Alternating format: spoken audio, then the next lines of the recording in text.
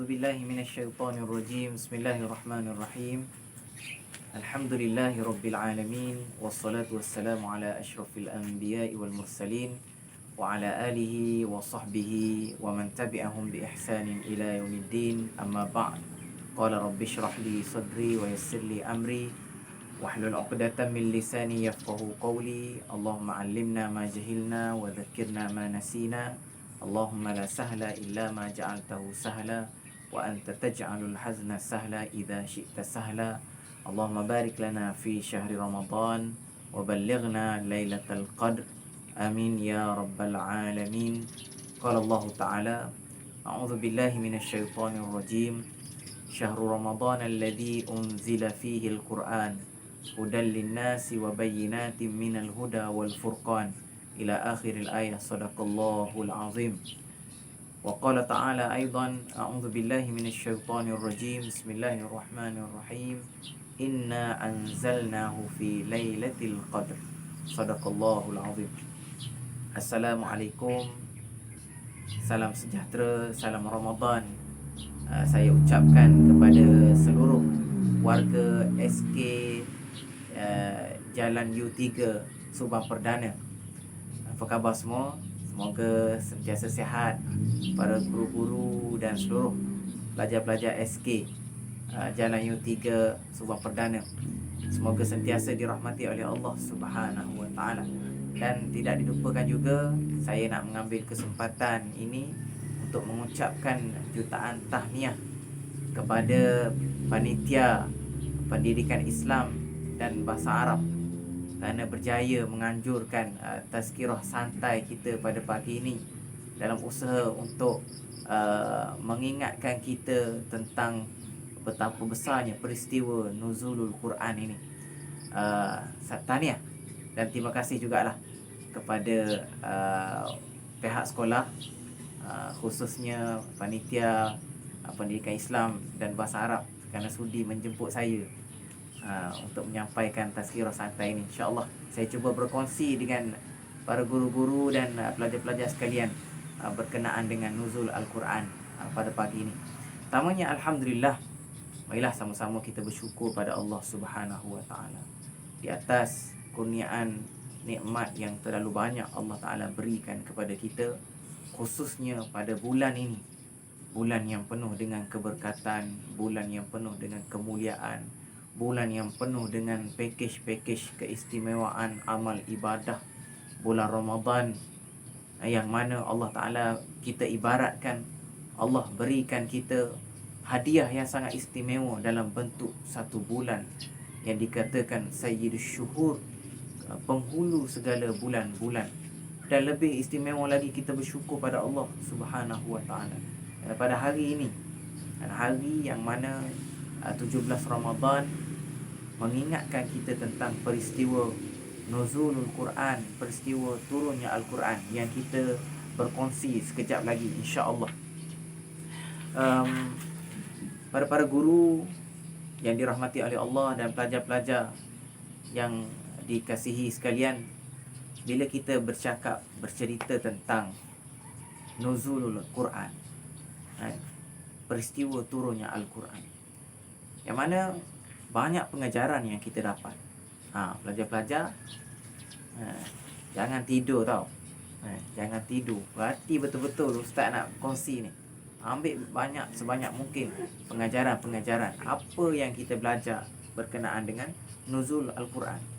Kita dilahirkan sebagai umat Islam, kita dilahirkan sebagai hamba Allah. Alhamdulillah, syukur banyak-banyak pada Allah. Mujurlah kita tak lahir dalam agama Kristian, mujurlah kita tak lahir dalam agama Yahudi, mujurlah kita tak lahir dalam agama Hindu dan sebagainya. Kita lahir, kita dapat mak ayah kita Islam, orang Islam. Ayah kita Islam, mak kita Islam, keturunan kita, tok nenek kita semua Islam, adik-beradik kita semua Islam. Allahu Akbar. Ini satu rahmat, nikmat daripada Allah Subhanahu Wa Taala. Ini tak lain dan tak bukan kalau kita menghayati peristiwa turunnya Al-Quran ini. Sebenarnya Quran inilah yang memberikan petunjuk kepada kita selama ini, yang memberikan petunjuk kepada mak ayah kita, memberikan petunjuk kepada datuk nenek moyang kita. Yang mana peristiwa ini, peristiwa hari ini 17 Ramadan, mengingatkan kita peristiwa yang sangat besar, nikmat yang sangat besar yang Allah Ta'ala berikan kepada umat Islam, khususnya kita, hamba-hamba yang beriman kepada Allah Subhanahu Wa Ta'ala. Yang mana Quran ini, apa yang saya baca di awal tadi, Allah SWT sebut Syahrul Ramadan alladhi unzila fihi al-Quran. Bulan Ramadan, bulan turunnya Al-Quran, yang menjadi petunjuk kepada manusia. Hudal linnas, menjadi petunjuk kepada manusia. Kat sini kita nampak ayat Allah Ta'ala sebut, kalau orang tanya kita, bilakah turunnya Al-Quran? Kita akan jawab, Syahrul Ramadan alladhi unzila fihi al-Quran. Bulan Ramadan, bulan turunnya Al-Quran, yang menjadi petunjuk kepada manusia, yang menjadi sumber keterangan kepada manusia tentang apa saja peristiwa, apa saja hukum hakam. Dan Al-Quran ini turun kepada kita membezakan di antara hak dan batil, membezakan di antara perkara yang betul, perkara yang salah. Hidup kita kat dunia ini sama ada betul ataupun salah je. Kita buat satu benda ni betul ke salah? Salah ke betul? Dua tu saja. Itulah di antara fungsi Al-Quran. Al-Quran turun kepada kita.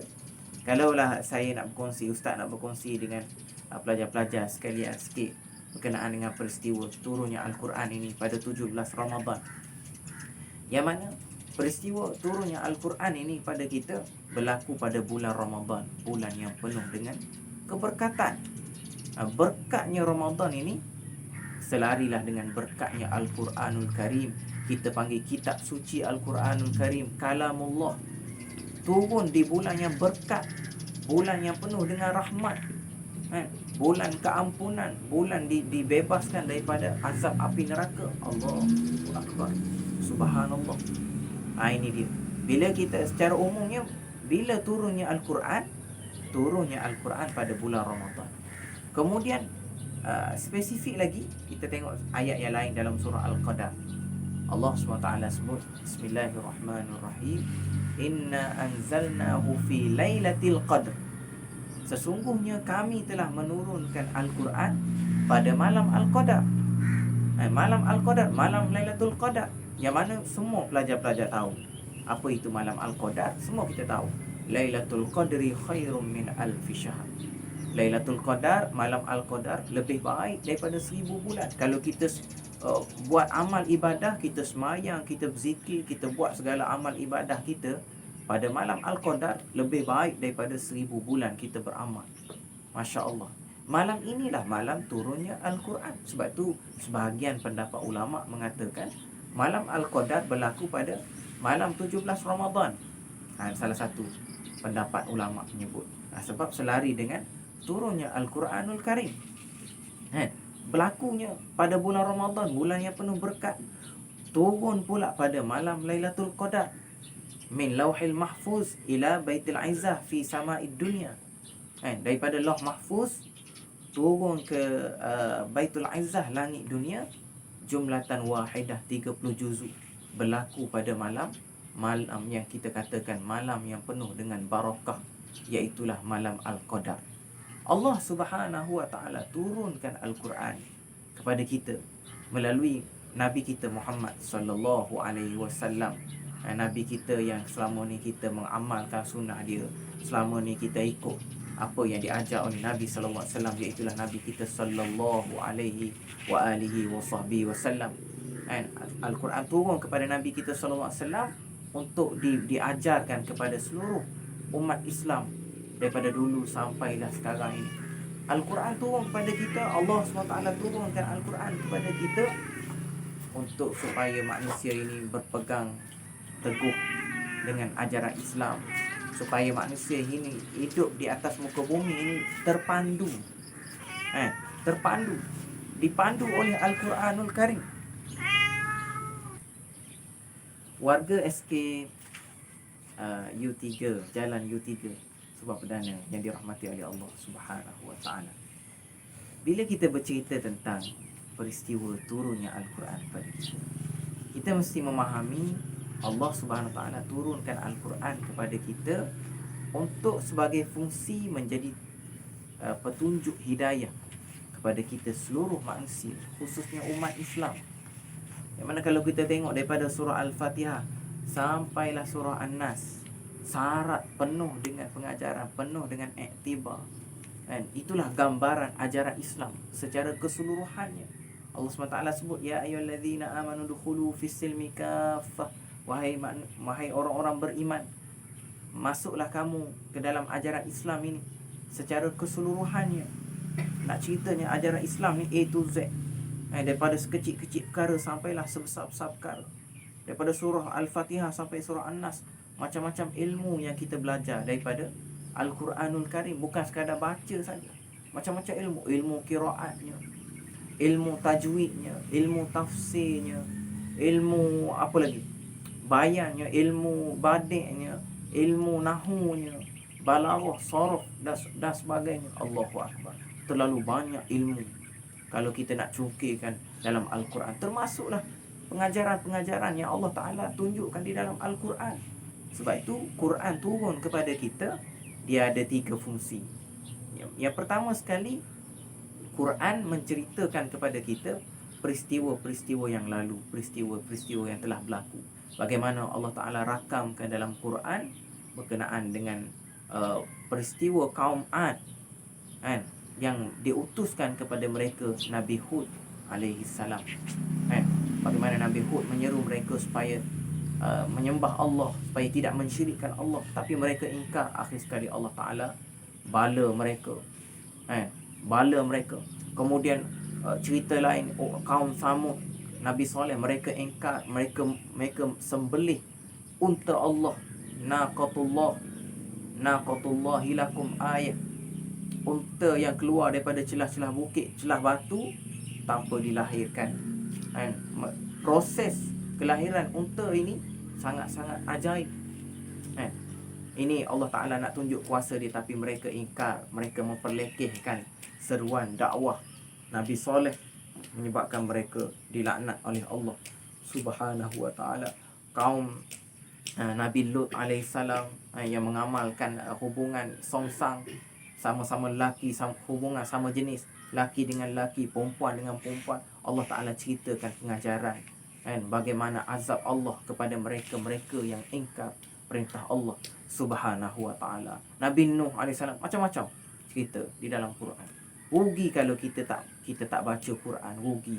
Kalau kita duk asyik baca Facebook saja, asyik duk baca WhatsApp saja, asyik duk mengadap game saja, rugi sangat-sangat kalau kita tak baca pengajaran-pengajaran dalam Al-Quranul Karim. Kemudian Al-Quranul Karim cerita kepada kita berkenaan dengan peristiwa yang sedang berlaku sekarang ini. Orang yang minum arak, bagaimana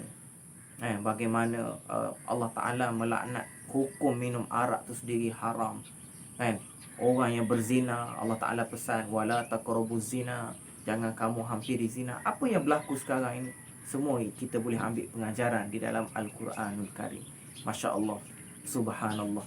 Dan Al-Quran juga turun kepada kita, menceritakan kepada kita peristiwa yang akan berlaku, iaitu hari kiamat. Banyak dalam Quranul Karim kita jumpa Allah Ta'ala sebut tentang bagaimana perlunya kita beriman dengan hari akhirat, hari pembalasan.